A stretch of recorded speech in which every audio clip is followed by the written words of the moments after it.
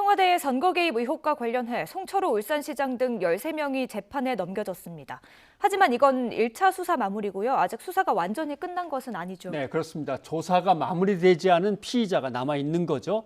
이들에 대해서는 총선이 끝난 다음에 기소 여부를 결정할 방침이라고 하는데 여기에 청와대 전현직 인사들이 포함이 되어 있습니다. 그러니까 지난번에 최강욱 비서관 기소 때 법무부와 검찰이 충돌했는데 이제 또 한 번의 충돌 가능성이 남아있는 셈입니다. 이어서 전진영 기자가 보도합니다.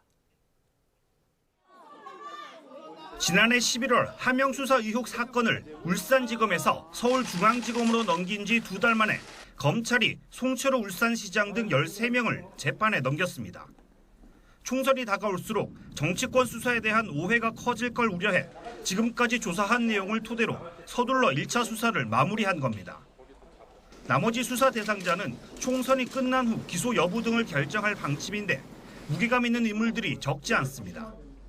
우선 김기현 전 울산시장 관련 첩보를 경찰에 넘긴 이른바 하명 수사 의혹과 관련해 청와대 민정수석실 관계자들이 추가로 기소될 가능성이 있습니다.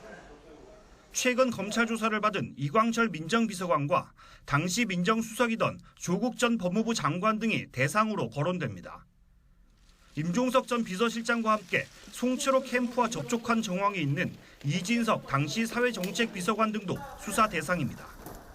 당내 경선을 앞두고 송 시장 경쟁 후보들에게 경선 포기를 종용했다는 의혹과 관련해서도 검찰은 추가 조사가 불가피하다고 보고 있습니다.